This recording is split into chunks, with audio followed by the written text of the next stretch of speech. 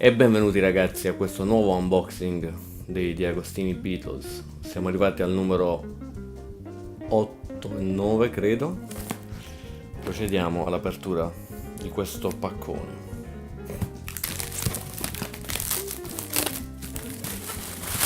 Non so perché, ma mi sembra confezionato peggio rispetto alle altre volte.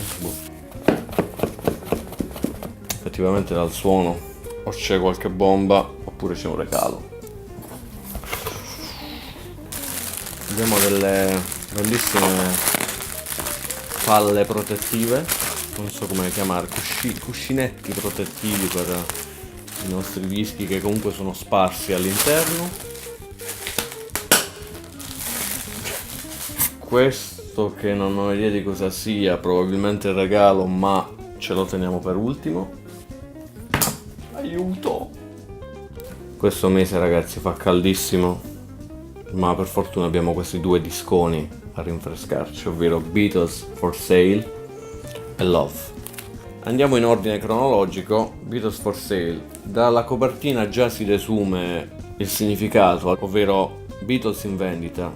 Si desume dalle loro facce l'estrema stanchezza, proprio perché questo è stato registrato, a quanto ne so, a un mese di distanza da Hard Day's Night, durante uno dei tour più estenuanti a cui si sono sottoposti, e infatti lo potete notare dalle facce molto provate.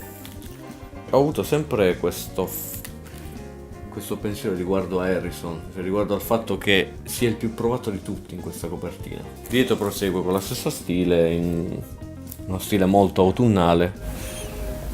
Ovviamente le campane non possono che cominciare adesso a suonare. Attendiamo la fine delle campane.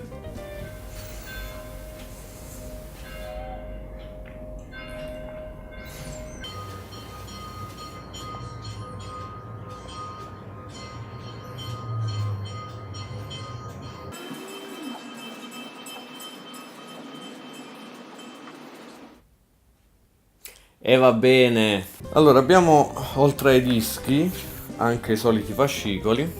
Comunque vi faccio vedere subito quello di Beatles for Sale, dove sono presenti foto, credo dello stesso set della copertina del disco.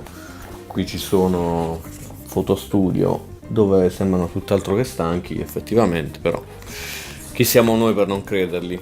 E questa è una foto tipo quegli ombrelloni. Passiamo invece a Love. Allora, Love è una raccolta curata da George Martin, come potete vedere, e Solange. No, beh, scherzo, è il figlio di George Martin, non so sinceramente come si chiama. Tra l'altro è colui che ha curato la recente uscita per il cinquantennale di Sgt. Pepper's. Qui ci sono altre foto loro, singole, niente, sono 4 pagine, a parte la foto di George Martin con Solange. Passiamo all'apertura dei nostri cari dischi.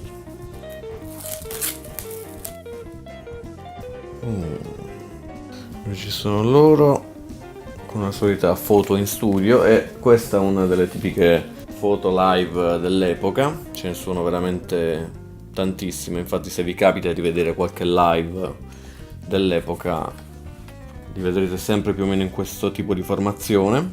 È uno dei dischi meno apprezzati dei Beatles, sinceramente non ho idea del perché, forse perché ci sono parecchie cover rispetto agli altri, però ragazzi erano stanchi, infatti di lì a poco si sono tipo ritirati a vita privata. All'interno penso ci sia solamente il disco questa volta, visto che nel 64 non è che si soleva mettere inserti di altro tipo. Speriamo non mi si sciolga in mano. Mi piace questa edizione perché la bustina non è la solita bustina di carta e basta, è completa di ricopertura di plastica che dovrebbe essere anti-elettricità statica, anche se non so per quale motivo le stampe nuove frizzano sempre, che è un piacere. Sarà che sono io pieno di elettricità. Andiamo con l'apertura di Love, che è una compilation, sono 2 dischi ed è una compilation curata da George Martin e il figlio di George Martin, ed è particolare, non piace a tutti, a me piace, devo dire, perché è stato fatto un ottimo lavoro di ripulitura delle tracce. Infatti penso che forse è la versione migliore in cui possiamo ascoltarle, sono state mixate, alcuni brani si fondono dentro altri in maniera comunque molto artistica, e essendo che George Martin praticamente del quinto Beatle ci sta perfettamente secondo me. Apriamo. Perché mi devo sempre sottoporre a questo? Voilà. Love.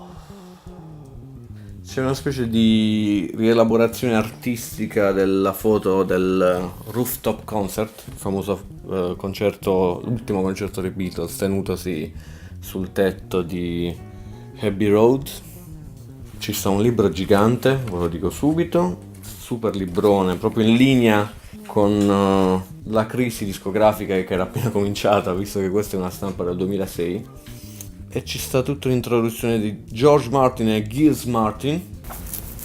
Love era uno spettacolo delle Cirque du Soleil, non so se l'ho detto correttamente, e comprendeva tutte queste tracce bellissime. Ci sono praticamente il best of dei Beatles: Because, Get Back, Glass Onion, Eleanor Rigby, Julia, I'm the Walrus, I Want to Hold Your Hand, Drive My Car, The World, What Are You Doing, eccetera eccetera eccetera, fuse dentro in una maniera particolare, secondo me molto azzeccata. Cioè si fondono, tipo qui I'm the Walrus e I Want to Hold Your Hand, in maniera perfetta.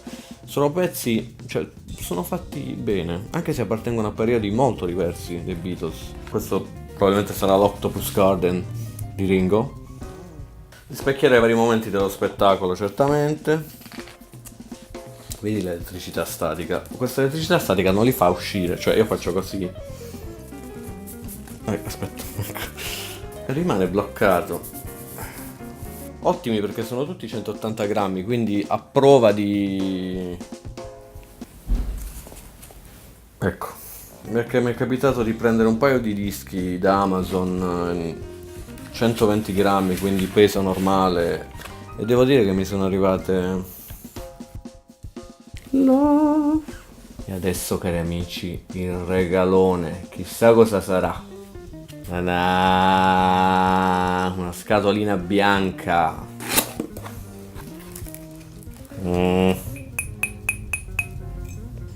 La tazza da tè dei Beatles.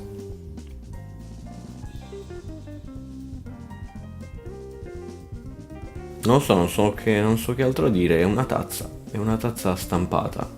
Apple, prodotto ufficiale, eccetera eccetera. Un po' sporca magari. Però vabbè, si è fatto un viaggio. Bella però. È una tazza. Va bene amici, fa caldo e per questa volta è tutto. Attendiamo i numeri 10 e 11. Alla prossima. Pace.